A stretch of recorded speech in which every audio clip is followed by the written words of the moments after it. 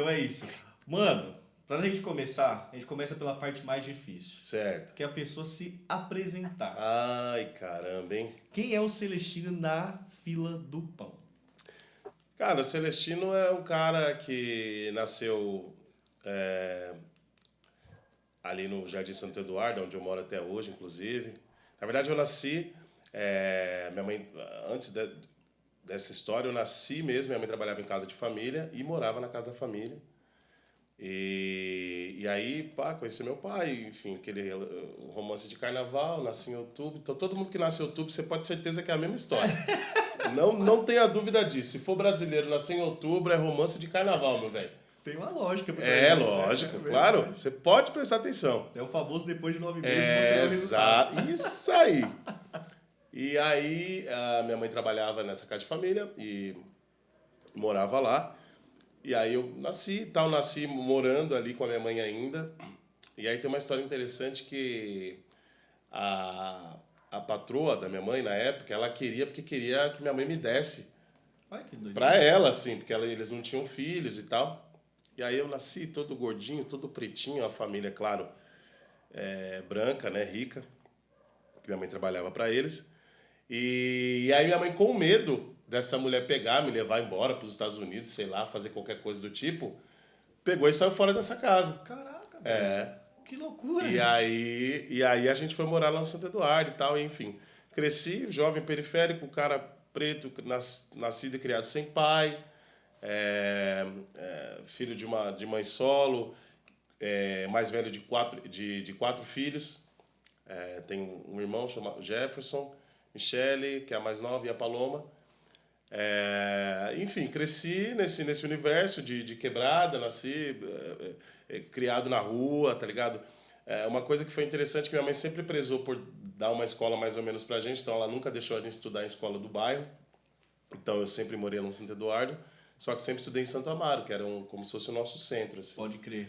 que as escolas eram melhores. Mas é escola pública. Escola pública. É verdade, nós época tem muito Sim, disso, né? sim. Tipo assim, tem a escola legal da cidade. Isso, Então... exato. E era até uma luta pra conseguir uma vaga Exato, na escola. Né? e para além disso, tinha essa questão e tinha também a questão dela deixar a gente na escola, a princípio eu, e dali já partir para o serviço, depois outro trabalho, né?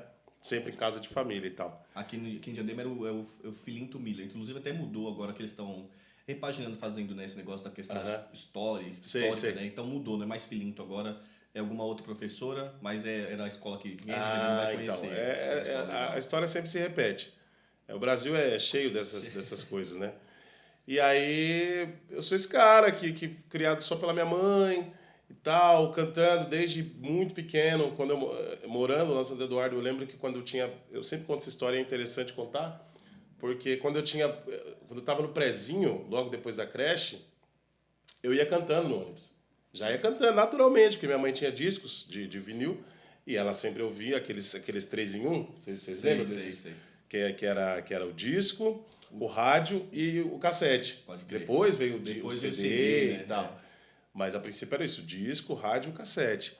E minha mãe tinha discos, né, do Jorge Ben, do Raça Negra. Ela era uma pessoa musical? Assim? Sim. Sua mãe é viva ainda, mano? Sim. Pode crer. Mas, e musical assim, só que sem ter essa coisa como norma, assim. Ela naturalmente, ela é uma pessoa musical. Uma música dela, assim. Isso, uma musicalidade que é intrínseca e que é natural dela e que eu herdei isso dela. Pode crer. Meu pai é músico e tal, só que eu não fui criado com ele. Então, Mas você muita acabou gente... conhecendo seu pai? Sim. Pode crer. Muita gente acha que eu herdei isso do meu pai, né? Por ter ele como referência. Só que não. A referência toda que eu tenho é de ouvir os discos com a minha mãe. E aí comecei a cantar desde muito novinho, 5 para 6 anos, já cantava no ônibus, o pessoal ia pedindo para eu cantar no ônibus e tal. Desde pequenininho assim, ia cantando. E aí fui crescendo, aí minha professora, eu lembro que a minha professora da primeira série, chamada professora Terezinha, falava para mim assim, sempre que tinha alguma atividade para apresentar, aquela coisa de você ir lá na frente para ler um texto ou apresentar o seu trabalho,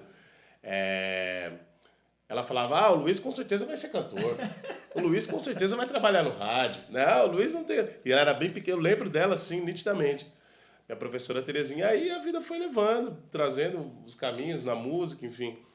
artístico, sempre pensando na arte, sempre sendo levado por esse caminho. E é onde a gente chegou até hoje, estamos seguindo. É engraçado que esse dia eu estava conversando com o Henrique e muitas vezes a gente fala assim, tal pessoa tem um dom, ou tal pessoa tem um dom. Mas é tão difícil a gente saber se a pessoa tem um dom ou não, porque às vezes até ali naquela fase de 2, 3 anos pode acontecer alguma coisa, algum incentivo dentro da sua casa. Que pode se despertar outras coisas. Uma criança é que às vezes não é nem dom, às vezes é porque ela teve um certo tipo de estímulo e uma outra criança não teve um certo tipo de estímulo. Verdade. Né? E é muito ligado, e isso é muito verdade mesmo. Existe também as coisas que acontecem, que é natural, por exemplo, da criança que nasce com aquilo mesmo, e tipo assim, ninguém estuda música, ninguém curte nada, o pai não liga um som em casa, mas a criança ela é extremamente ligada em música, nasceu com ela, então tem essa coisa também. Bem musical também. Muito. Né? Então isso é interessante, né? Claro que todo incentivo e estímulo vão ajudar, né? Para que se essa criança possa despertar isso no futuro ou não, o estímulo vai ser essencial. Só que o contrário também pode acontecer, então isso é interessante. E também é até difícil também identificar até quando é aquele ponto que a pessoa nasce ou que foi algum estímulo. Tá? Verdade. Porque, por exemplo, a professora fala pra você, vai ser cantor com esse tal.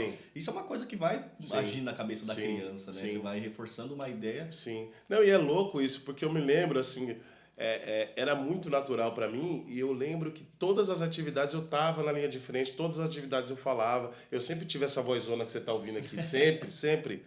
Então, por exemplo, quando eu tinha essa idade que eu ia cantando no ônibus, eu ia cantando no fundo do ônibus, só quem tava lá na frente eu via eu cantar. Eu ia de boa. Os caras lá do salão ficam me zoando, falam que eu não preciso nem de microfone, né? Porque sempre foi assim. E aí na escola também. Então, por exemplo, se eu quisesse, você fosse meu amigo ali na escola e a gente quisesse cochichar, bater um papo que não tinha como, porque minha voz já era uma voz presente. Pra frente, né? Então já não tinha como esconder. Então isso é louco, né? E aí, como é que